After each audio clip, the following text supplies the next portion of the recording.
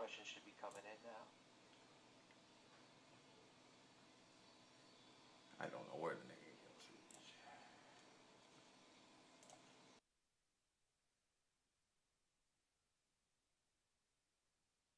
Slowly, the eagle population just completely disappeared from the Channel Islands. Now, through our efforts, we have about 20 pairs of bald eagles scattered across 5 of the 8 California Channel Islands, up from 0 in 1980. So we're making quite the headway. Of course, the biggest thing that happened was that we got rid of the use of DDT in the US and Canada. So DDT was banned for use in 1972, although we are still seeing the effects of it to this day, because there's a huge dump off the Palos Verdes Peninsula, which is on the mainland across from the Channel Islands. And so DDT residue is still getting into the food chain. But we are now at the point where most of the eggs do hatch, and we no longer have to do the efforts which we did in the past, which were taking the eggs, hatching them, and then fostering chicks back into the nest. Hatch their own eggs and raise the chicks. So we've come a long way in the last 35 years. Some of the questions I'm getting, where does the name Sauces come from? That is the name of the canyon that this nest is in on the western end of Santa Cruz Island. To tell you the truth, I don't know what Sauces means. It is, I believe, Spanish. These birds should learn to fly when they're between 10 and a half and 12 weeks of age. Probably from 8 weeks on, they're going to be doing a lot of wing exercises, flapping in the nest, jumping around to build up their muscle, and then they will eventually take their first flight. It's not a learned thing, it's all instinctual. The adults aren't off the nest somewhere trying to entice them off the nest. Eventually the bird just gets up the courage or catches wind accidentally and takes their first flight. So the first one usually isn't very pretty. They'll glide and flap a little bit, usually land on a nearby hillside, and then over the next few days they'll learn to control their flight a little bit more and get back to the nest for feedings. Let's see.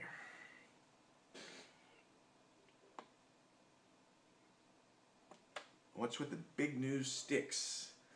I haven't seen those being brought in, but as the chicks get older, the adults will put up more protection around the edges of the nest to try to keep them on the nest. As the chicks get a little bit older, they're just going to start perching along the edges of the nest and break down those sides. Eventually this whole nest is probably just going to be sort of a flat-topped grassy area. So sometime in the next couple of weeks we're going to try to get out there for the banding. Depending on when I can get there, they may or may not get the patagial wing markers, but they will definitely get leg bands.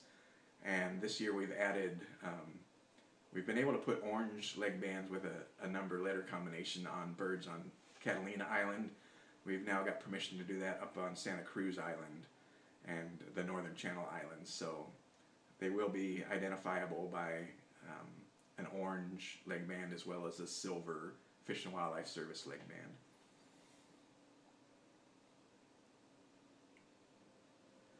Standard diet from our studies is about 85% fish, at least when we were doing the research here on Catalina Island, about 10% birds, and the rest sort of unidentifiable things that are brought to the nest. I think it really depends on the weather, what is being taken by the adults. If it's rough water, it's harder to fish, so at that point they may go for the birds, the gulls, or pick up. They seem to be bringing in a lot of placenta from the beaches, so there's marine mammals having young on the nearby beaches.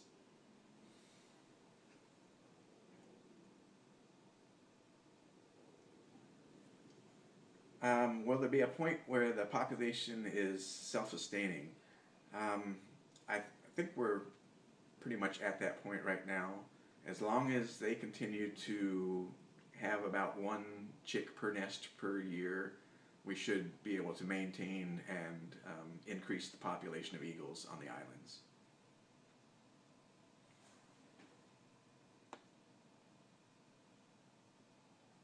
So right now we're not really helping the eagles, we're just monitoring them. We no longer have to take the eggs, we no longer have to foster chicks. So the eagles are doing everything on their own now. What can we tell you about how remote these nests are? It really varies. Here on Catalina Island, where I live, there are nests where we can actually drive to the base of the tree. There are other nests which are about a 45-minute hike after an hour-and-a-half drive. On Santa Cruz Island, they are more remote. This Sauces one is about an hour, hour-and-a-half drive from where we reach the island by boat, and then it's only about a 10 to 15-minute hike. If I zoomed out this camera, you could actually see the road up in the background.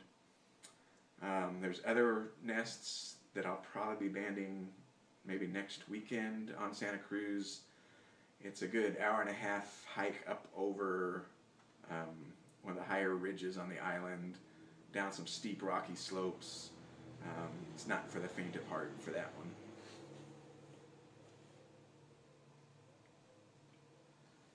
What's the possibility of recovering the two arbor's egg to figure out why it didn't hatch? I actually did that last Friday evening. So I got the egg. It wasn't fertile, or if it was fertile, it died early in development. So last Saturday I opened up the egg and put it into the contents into a sterile jar, and we'll eventually have that analyzed for contaminants. But it wouldn't have, if it was a DDT problem, the egg would have broken by this point. So it's probably just a developmental or a non-fertilization problem. How has nest cam technology helped in our project? It's made it a lot easier to monitor the nests. I have cameras on quite a few different nests. Some of them are live online. Some are ones that I actually go out and just with a laptop plug into an antenna and monitor that way. So it allows us to get a better look into the nests without actually going near the nest to disturb the adults. It also allows us to have our online forums where they're recording their observations, and for those I don't really even have to watch the nests. I can come back in the evening after watching all our other nests that aren't online and look through the comments and make sure that chicks are being fed, get an idea of what's being brought into the nest, and get a really good idea of when eggs were laid, for instance, so we have a good estimate of when to expect chicks.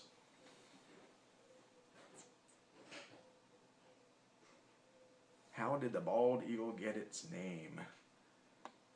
From what I've read, it's from Old English, bald, B-A-L-D-E, which meant white-headed, so it didn't necessarily mean no feathers or hair. So I think that's where originally the bald came from. It didn't mean that they didn't have feathers, it's just that they had the white head.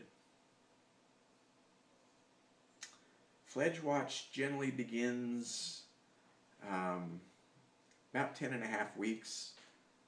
The males tend to fly younger and the females a little bit older. So sometimes the females won't fly until 12, 13 weeks of age. And they will continue to come back to the nests.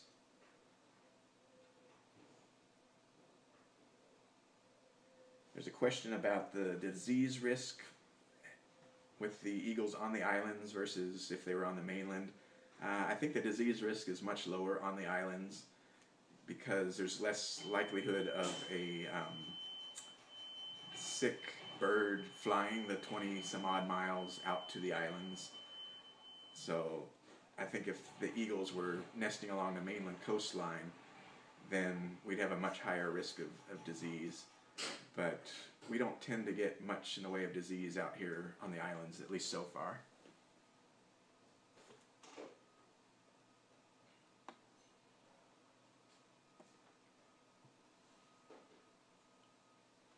Somebody's asking about the eagles at Hanover, where one chick hatched and lived a day and the other egg didn't hatch.